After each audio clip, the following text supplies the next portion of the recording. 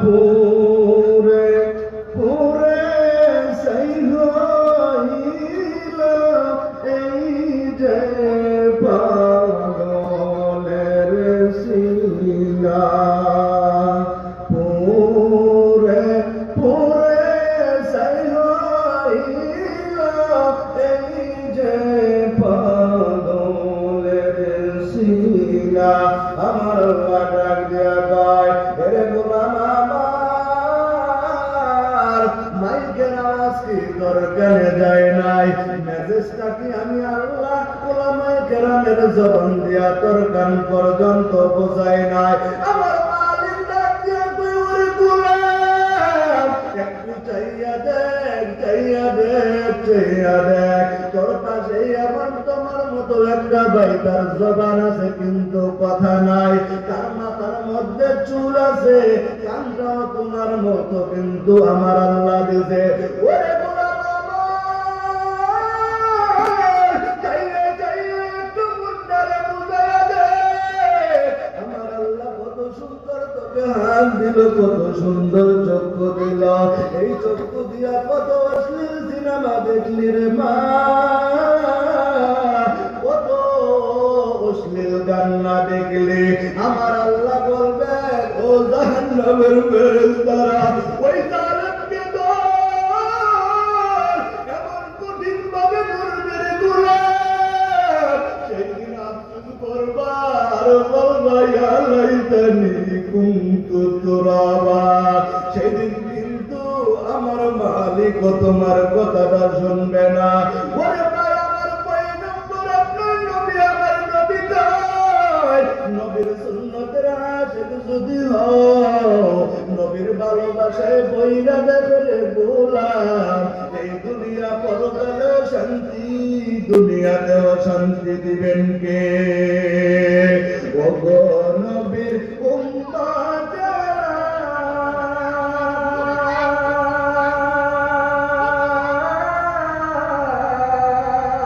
হইয়া দিশে হারা ওগো নবীর উম্মত হইয়া দিশে হারা কোরআন হাদিসের চলো যখন নামাজেরই বললে কথা দেখায় কত অজুহাত আছে না নাই আল্লাহ পাক বলবেন গোলাম মসজিদের মধ্যে মুয়াজ্জিন ডাকে নাই আমি রবের পক্ষ থেকে এলান হয়েছে হাইয়া আলাস সালাহ নামাজের দিকে আসো নামাজের দিকে আসো কিন্তু যখন মসজিদের মধ্যে আযান হয় তুমি মসজিদের পাশে দিয়া দৌড়াইয়া যাও কিন্তু নামাজের কথা তোমার মনে আসে না যখন তোমার মা বাবা মৃত্যু সজ্জায় যায় ডাক দিয়া কও ইমাম সাহেব হুজুর আমার মার জন্য দোয়া করেন তুমি দোয়া করতে কি পারো না ভাই হুজুর কি দিয়া দোয়া করব সেইটাও তো জানি না বান্দারে আল্লাহ মা তোমারে কম ডিগ্রি দেওয়ায় নাই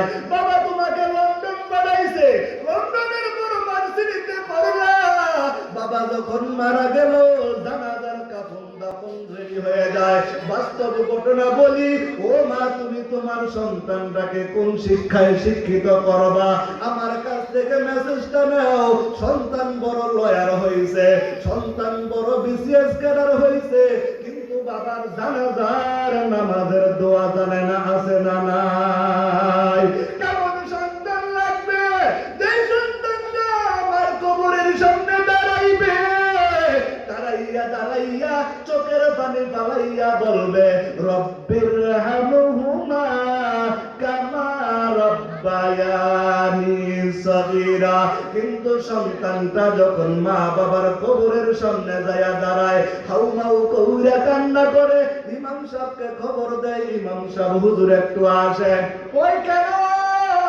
কই হুজুর আমি মার জন্য কোন ভাষায় দোয়া করব আমি জানি না পরে সন্তানদের পায়ের উপর হাত রাখা বলিয়া যায় আমার বাড়িও বেশি দূর না তুই তুইও আমি এলাকার, আমিও তোর এলাকার।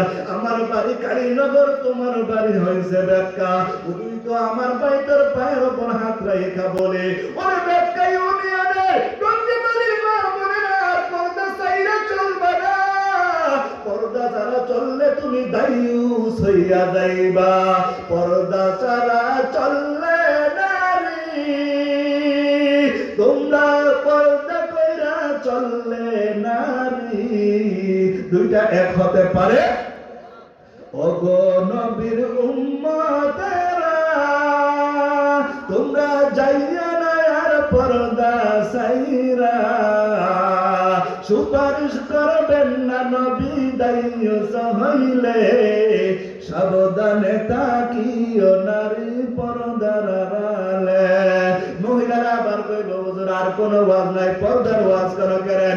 ওরে বাবা আর নবী আমার মেরাজের রাত্রে যায়, জান্নাতের দিকে তাকায়, জাহান্নামের দিকে তাকায়। মায়ের নবী মেরাজের মধ্যে দেখা আয়েশা কয় ও খাদিজা আমার জাহান্নামটা আমার আল্লাহ মহিলাদের 90% দিয়া পড়ছে।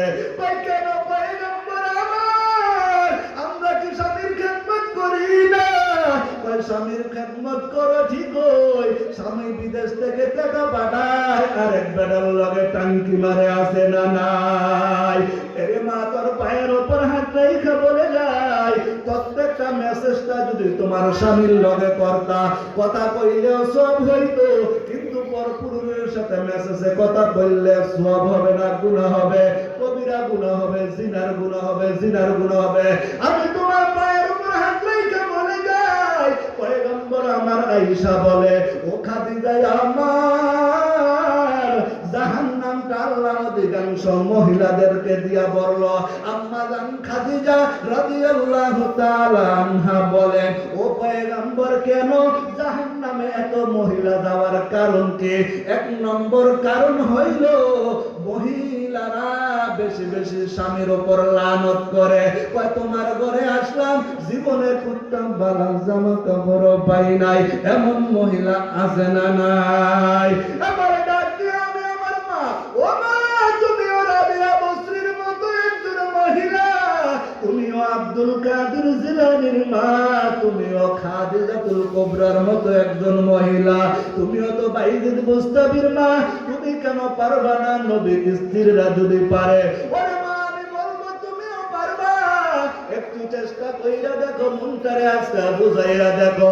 স্বামী যখন বিদেশে যায় তোমাকে ঘরের মধ্যে আমানত রাইখা যায়, সন্তানগুলাকে মানুষ করবা, ঘর থেকে বের হইবা না, কিন্তু বিবি আমার স্বামীর সাথে যোগাযোগ করে না, স্বামীর কাছ থেকে টাকাটা গুছায়া গুছায়া আরেক পুরুষের সাথে চলে যায়, আছে না নাই? এই মাত্র মোবাইলে খাইছে, কিসে খাইছে? জমানা মোবাইলে খাইছে, জমানা মোবাইলে খাইছে, অল্প বয়সের ছেলে মেয়ে প্রেমে জড়াইছে, জমানা কিসে খাইছে? মোবাইলে খাইছে, জমানা মোবাইলে খাইছে, জমানা মোবাইলে খাইছে, জমানা ফেসবুকে খাইছে, জমানা টিকটকে খাইছে, জমানা টিকটকে খাইছে। আমার দাদা নাতিকে বলে আমার নাতি টিকটকার। পুত্রবধূ কয় শ্বশুর আমি টিকটক জানি। আহা, শ্বশুর আমার ডাক দিয়ে বলে ওই আমার বেটার বউ সেলিব্রিটি।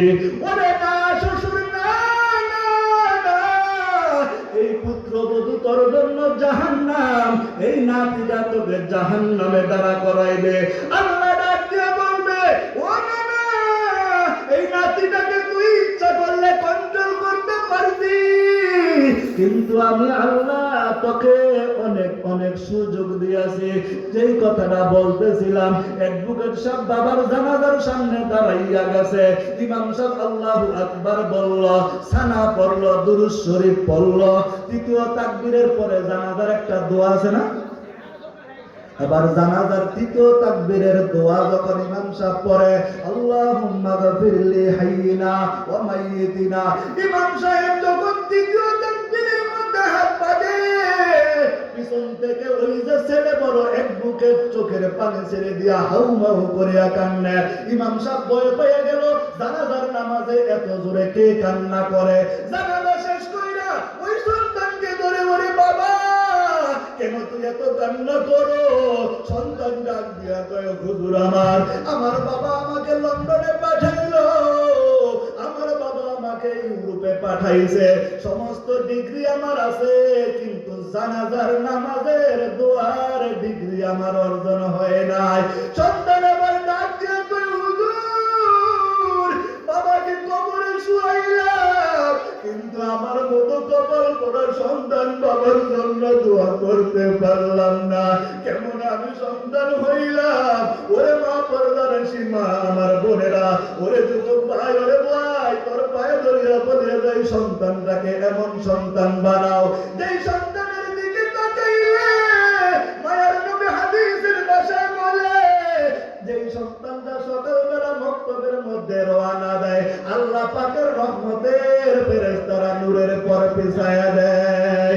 ইয়া ইলাহি মুঝসে মুঝকো তু রোকার, তাকে দেখো মুझ में तुझको एक नजर, हकीकत से तू दुनिया